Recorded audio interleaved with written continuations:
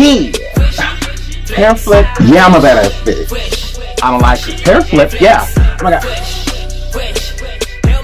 So you guys should be happy. Oh my goodness. Hair flip. But anyways, hair flip. Hair flipping on these hoes. Hi.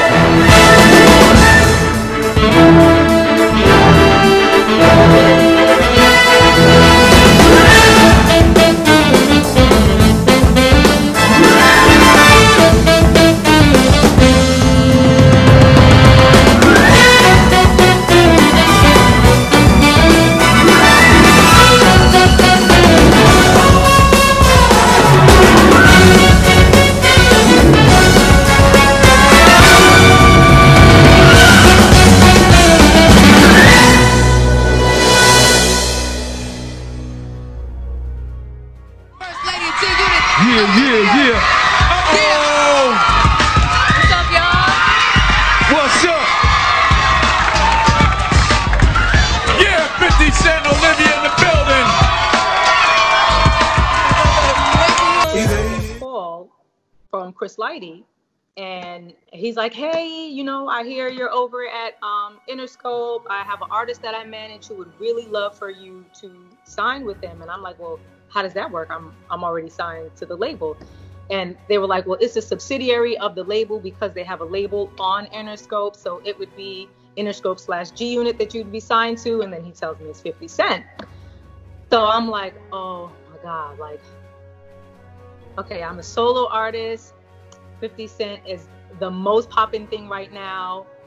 What do I do? I'm talking with my manager and my cousin at the time. I'm like, if I don't sign, will I get shelved for not signing? Because, you know, I hear all the stories again. This is my second label now. And I'm like, I can't not sign because they might just screw me over for not signing with like the biggest artist in the world. And we're talking about it. And I'm like, man, screw it. Like, we're here already. We're at Interscope. He's at Interscope, you know. And that was probably within the first month of me being. Honestly, can you tell us what happened with your former artist, Olivia? Did you lose any money in that investment? Yeah, that was a loss. The problem you get with female solo artists is their game is really small. So they look at it and they say, it's Beyonce, Rihanna, Keisha Cole. But when you got an African-American female solo artist, she sees where she fits immediately. The problem is, they spend finances like those artists. At that point, having the setup, the makeup artist, the stylist, those different things, and if you don't have a record that connects fast enough, you accumulate a tab like a motherfucker. And you look around like, yo, you spent $2 million on this shit. It had me compromising myself at certain points. See, I've made sacrifices for other artists that I don't think people acknowledge them. Don't get fucked up. Like when I'm doing the Get Rich or Die Trying soundtrack, I know I'm supposed to be doing I'll Whoop Your Head Boy. And I'm doing If I Was Your Best Friend. Because I'm already $2 million in the hole on the actual project. I just spent all of this paper moving around doing all this other shit that I gotta keep that in a position where I can potentially sell it.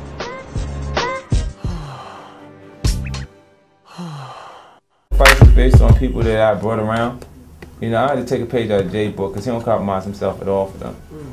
You know what I'm saying? And I felt like even down to Whoop Your Head Boy on the Get Rich or Die Trying soundtrack, I went in a different direction because I was trying to save the Olivia project.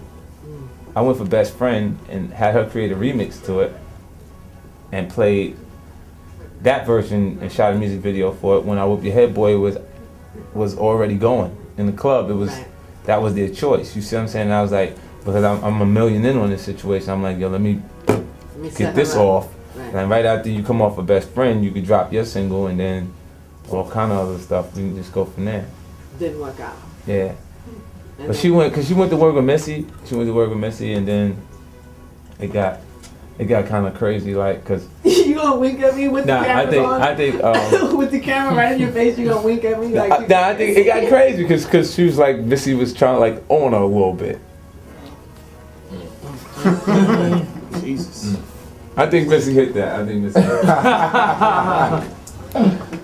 Why you put your head down, Ange? Cause you're going on record with this. Nah, but I don't know. She just. Why you asking me why I put my head down? I'm just because I can't believe that you just said that on the radio. Well, you know, you brought me here. I did that. Yeah, you did. You brought us to this position, Ange. Bring any of this. Yes, you did, Ange. I was talking about whoop your head, boy, and somehow we got to that. So, do you feel like that ruined your relationship with Olivia? Well, yeah. Well, I think for myself, like when we mentioned that music, I got to a space where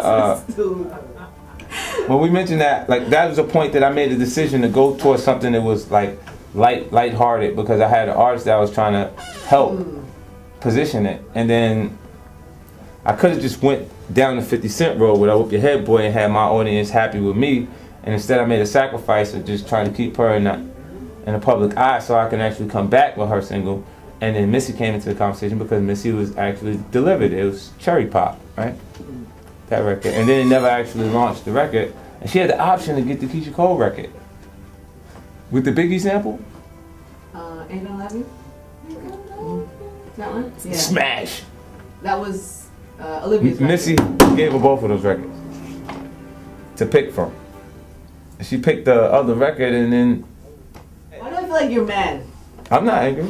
No, there's something there. There's something mad. You're mad at something. No, it's just miscommunications with Chris, and it was close quarters. It wasn't like it was a big distance. Like, yeah, but I feel like you keep jabbing her. So there's got to be a reason that. Why am I jabbing? I'm telling you the truth. Yeah, it feels like truth. Now, Ange, look, if you go into why I'm exhausted doing different things, I gotta kind of explain to you. Okay. What has been that's why I talked about the house early on. Right. Have you spoken to Olivia, or is it bad? Really I haven't spoken to her. Does she hate you? I don't think she hates me. I think she might after today. Oh, maybe. Why would 50 say that on the air? She might feel like that. Well, you know what? Something just popped into my head, Ange. What? She did try to say recently that she wrote portions of Candy Shop. That's what's bothering you. I knew that something was wrong. She pissed you off somewhere. You starting to know me better than me, Ange. Shut up. I don't even know. But you didn't even know that, right? I didn't even know that, G. She got it out of you. Huh? She wanted to throw something at you. So that's what it is. There it is. We got to the bottom of it. There it is.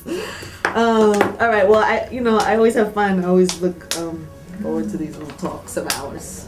Yeah. Did you guys have a good time today? Yeah. There you go, Friday. Yeah, okay. So, I mean, the close people around me, they help keep me sane. What's the worst thing?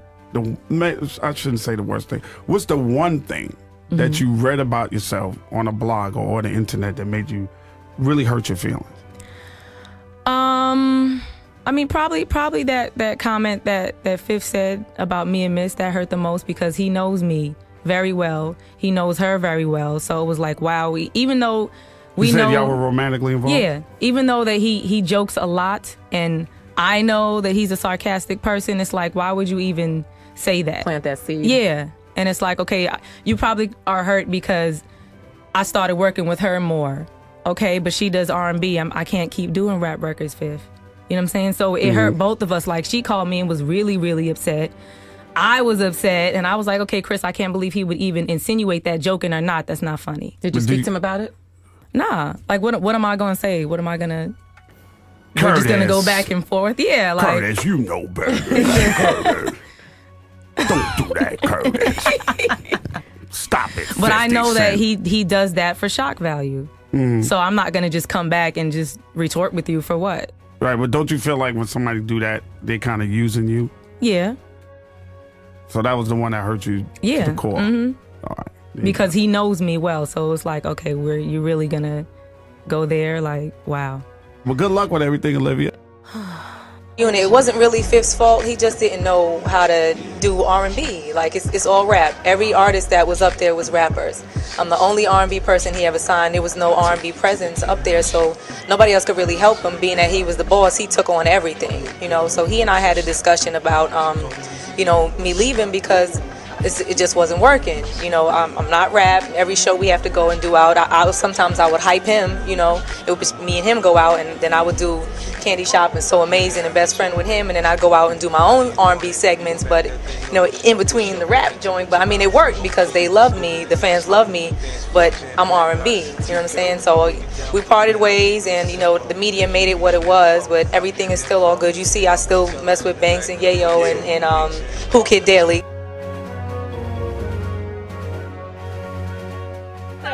We gonna get cause I be going boom like an 808. Be making circles like a figure eight. It feels good from head to toe. Now hold on to me, baby, here we go. You'll be going boom, baby, boom, baby, boom. Okay, all right, wait. And I'll be going ooh, baby, ooh.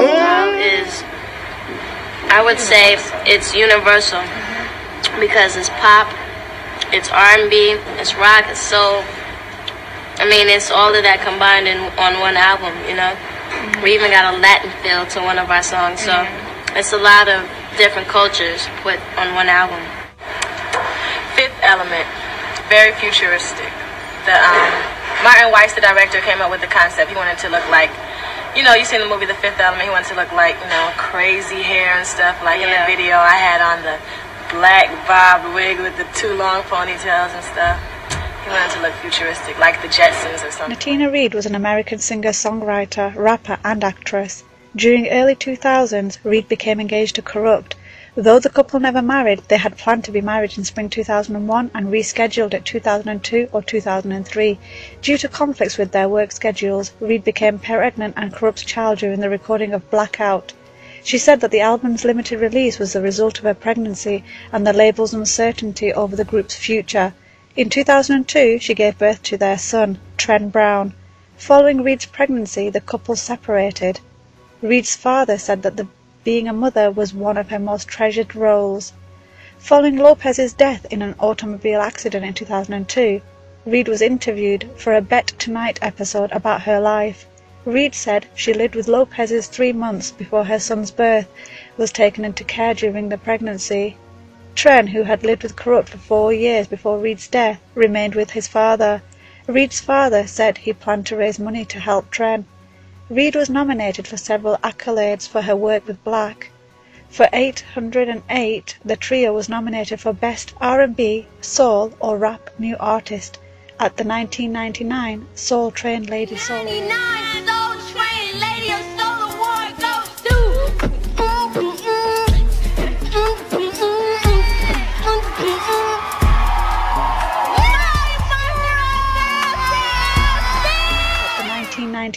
Soul Train Lady Soul Award. More heartbreaking news for the family of Nitina Reed was revealed when less than a year after Black singer was killed in a tragic accident. Her sister, Nisha Stevens, was found dead. Stevens was found in her Atlanta home, her body discovered by her 7-year-old daughter. Her husband, Tim Stevens, whom she married this past February, was at work at the time. Reed starred as a cheerleader in the 2000 teen comedy film Bring It On.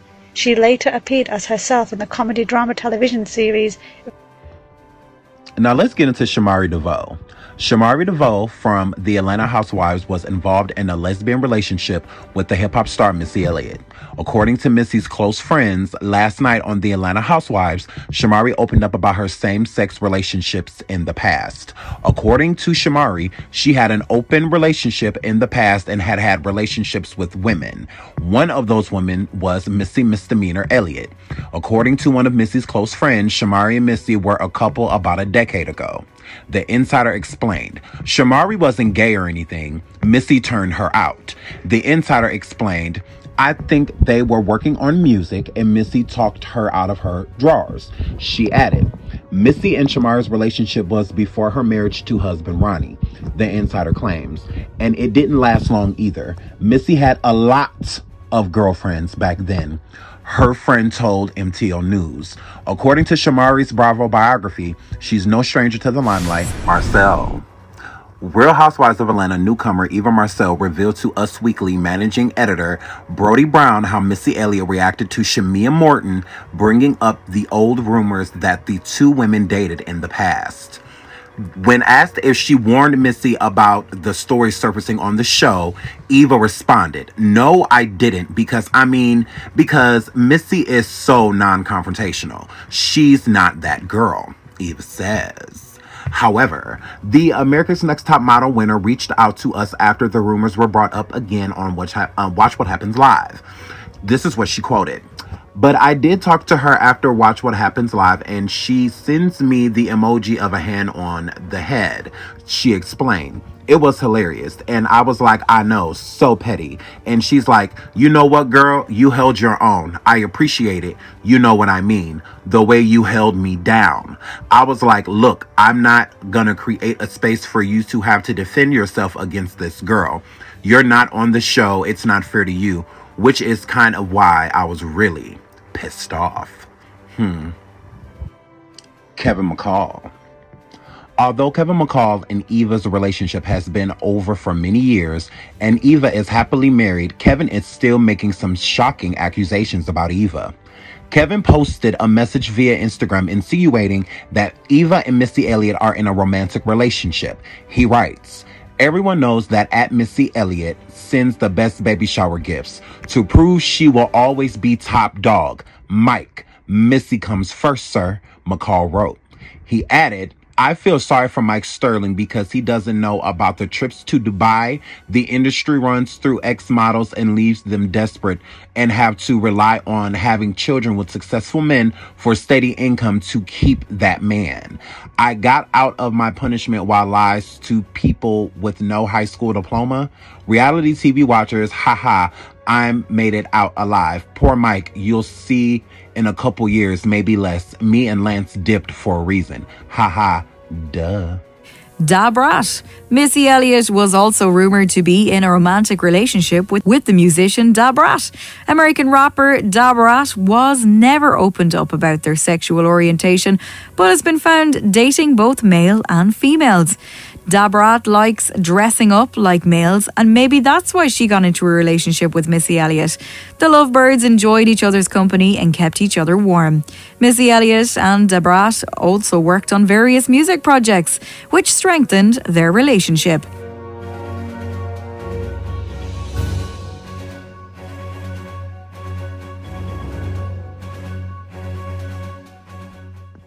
And not to be shady, but the Brat is definitely a gold digger, allegedly. The Brat has dated Kirk Frost. She's dated David Gayest. She's dated Andre 3000. She's dated Allen Iverson, which was one of her more long-lasting relationships with a male. But she's dated, a lot. And most of these men have money. The main person she used for money was Allen Iverson. But all of the men that she encountered have money. I mean, look at David Gayest. He was married to Liza Minnelli. She was worth, a small fortune, at one point in time. So she definitely knew how to secure a bag, and she would do it in a bisexual way. The Brat is definitely a lesbian, and her being with Missy Elliott, is not far-fetched. So let's not make it seem like all this isn't connected. And more receipts. Kirk Frost allegedly paid the Brat a couple thousand to go out with him, So he basically paid her, to date him. He wrote his phone number on $2,100 bills and he gave it to her, and that's how they started dating. So he basically paid her, So, the Brat, like I said, definitely know how to secure a bag. And it's rumored, that BB Judy's friends have stated that the Brat is definitely money hungry, that she has been using her, in certain ways, because BB Judy is very wealthy, in what she does for a living. And the Brat is known to take advantage of that, if you will. And that is allegedly, you know, from, you know, word around the camp is that the brat definitely does use BB Judy financially. The house, the cars, you know, everything pretty much that is surrounded with the brat right now is because of BB Judy. So that's allegedly why she treats her so well, because of everything that she does for her financially. Allegedly. Is it working now? What is that? No fucking, no, oh my God. No fucking, what? No fucking. You're not running, I'm not letting you run. Go ahead. No fucking, I'm no. No, you don't get to run, no. Why is it the phone on that? You sure? No fucking way. I can't breathe. Yeah. I'm looking real ugly and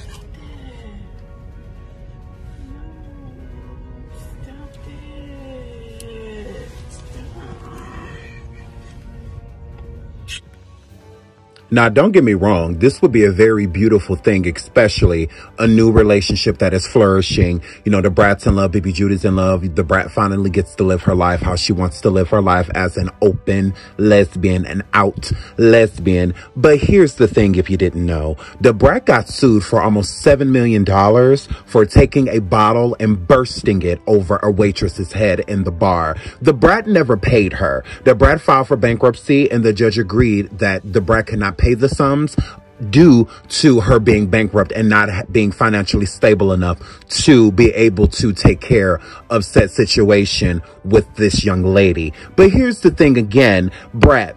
Why are you getting vehicles that expensive when you got sued for $6.4 million and you did not pay the girl damn near a dime of the money that you owed her? You have other obligations, other responsibilities that you should be taking care of instead of receiving expensive gifts. Once again, the brat clearly is a gold digger. Look how excited, once again, she is to receive these gifts, knowing what she owes that young lady, even with the judge allowing her not to pay her due to her not having the funds. She didn't have the funds at that time, but if BB Judy can buy you gifts this expensive, then BB Judy can help you pay off that girl that you assaulted for no reason.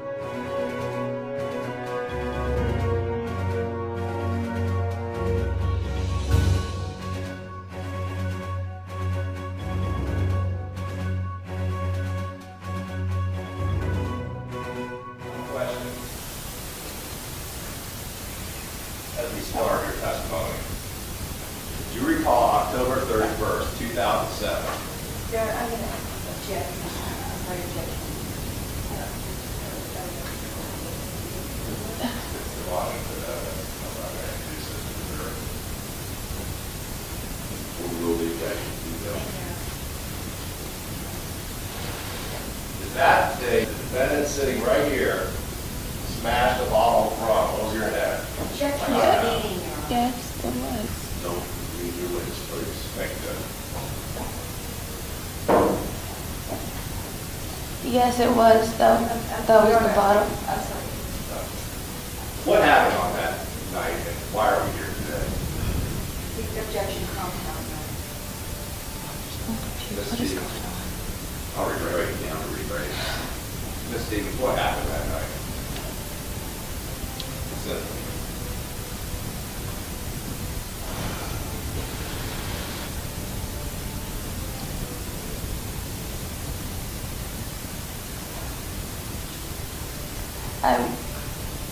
I was working as a waitress. I was a VIP. I was working as a VIP waitress, and I was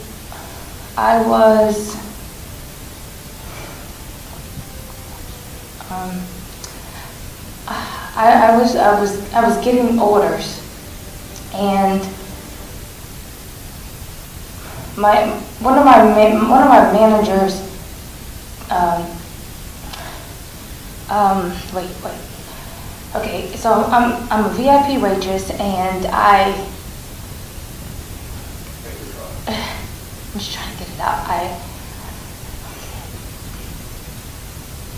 VIP waitress. I had to get some orders from another customer. I walked out of the VIP room that I was in, and it was crowded, and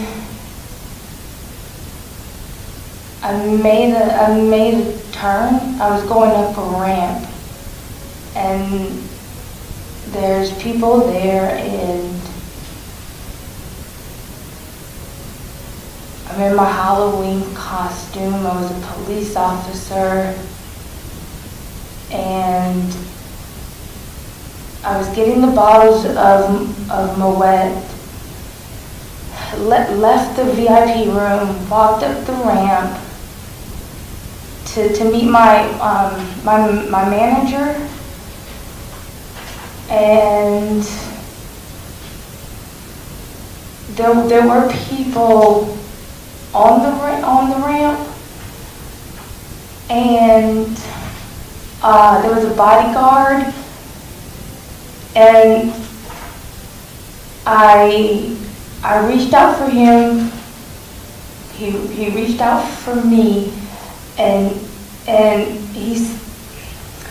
he said something to the phrase, "Let the waitress through," because I was in a police outfit. So he grabbed for me, and I grabbed for him, and then I mentioned to him that I got pushed, or people were pushing. I don't know exactly, but I mentioned to him whatever's going on, please just take care of it. And then I walked away. I walked away, and I went up another ramp to meet my manager. We were talking. Who was your manager, by the way, that you were talking to? I want to say his name is Richard. Is that Richard Wayne? Yeah, that sounds familiar, Richard. So I meet my manager, and we're talking, and I'm having a general conversation with him because I was on my way to LA. That's why I was working at the club, because it was really flexible and it allowed me to do my other activities I was doing. So we were talking. We are at the top of the ramp. We look. We're at the top of the ramp, and we look to our right. We look to our right, and we see a clown. We see a person. We see a clown coming up the ramp. We didn't do it. We didn't think anything of it. We didn't do anything because. Was the clown coming towards you and Richard? Yeah, it was.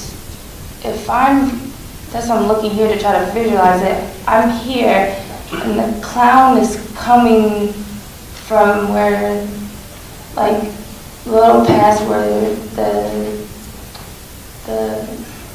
the gentleman is right here.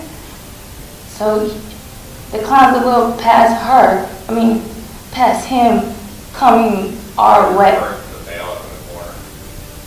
The one with the beard. Yeah. That's the veil. Sorry, the veil. So the clown was a little past the bailiff. The clown was coming this way toward us. we just looked and looked away because it was a clown. Well, clowns, you think they're funny or they're gonna do, you know, we weren't expecting anything. So we kept talking, and then I looked again, and now it's like a force of fire coming toward us. And it was so quick that it just happened. Like the bottle just hit me. It just smashed on top of my head. Before I'm just standing there, just relaxed and just open. What did that feel like at that moment when that bottle hit your head? Say it again. What did it feel like when the bottle hit your head? I don't think anybody in the courtroom would understand that. It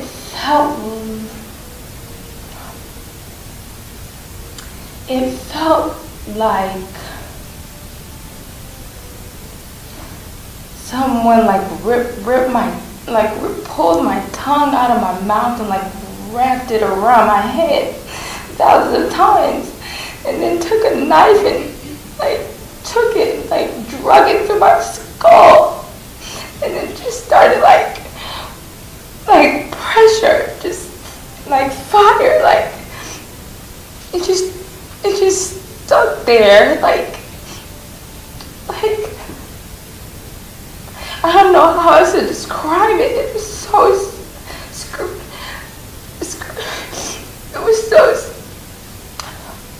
what's the word? I got this tissue. It was so. Get it together, Shayla. In relation to the incident with Sheryl Stevens on October 31st, 2007? No, ma'am, I'm not sure. But do you believe it's before the incident? Yes, ma'am. And who did you collaborate with on that? The artist's name was Brooke Valentine, and Miss B, myself, and Remy Martin. And there is in a box that has been circled by plaintiff's counsel on the first page some lyrics that I read a moment ago, starting with, I hit that chick with the bottle, I hit her full throttle, didn't think I could do it because I look like a model, I'm so impossible. Did you write this? No, ma'am, I did not. Did you sing this? No, ma'am, I did not. Were you present when she was singing it? No, ma'am, I was not. Is that because it's a mixtape? It's a mixtape, and the artists are not together when they record. They record separately. And where do you remember where you were when this? I mean, do you know where Miss Valentine was? No, or Miss B. I'm sorry. No, I don't know where Miss B was. Do you know what Miss B's real name is? No, I do not. I don't know her. Okay. Do you know who put this together as a mix to be released? I do not. The artist's name was Brooke Valentine, so it was possibly the record label. And then on verse 3, it indicates, verse 2, it says Debrat. Yes. And is this a part that you sang? Yes. And do I need to reread it, or can I, for the record? What you read earlier, is that? Yes. Verse 2? Yes. Okay. What I read earlier, verse 2. Did you write this? Yes, I did. Did you sing this? Yes, I did. And did you do it before the incident with Miss Stevens? Yes, ma'am. Do you know the precise date? No, ma'am, I do not. Do you know where you were when you did it? Possibly New York. Do you have an exact recollection? No, ma'am, I do not. Okay. Is that anything else you want, sir?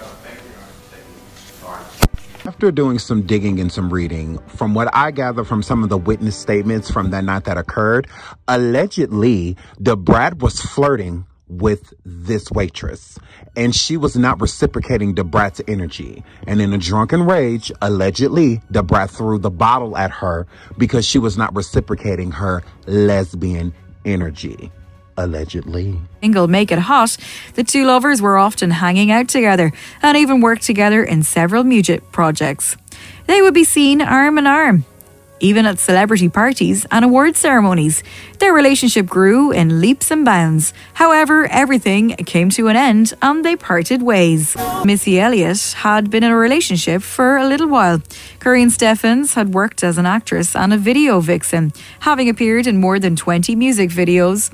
Many of the multi-platinum selling rap artists. They met during one of the video shoots and their love life sparked.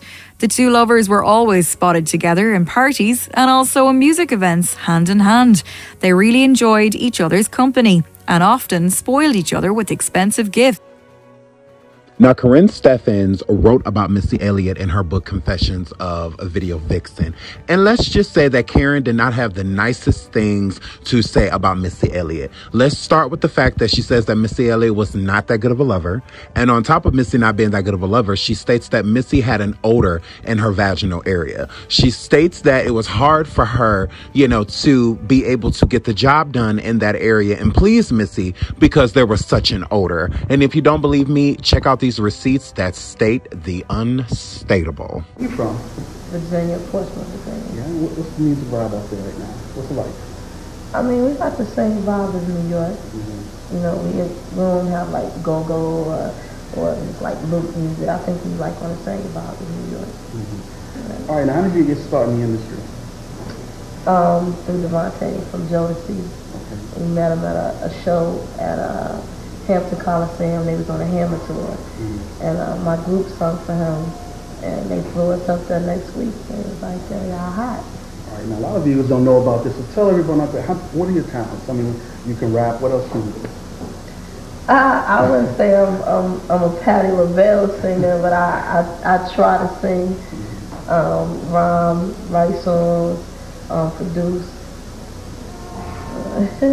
You're a very complete artist, so you can work on.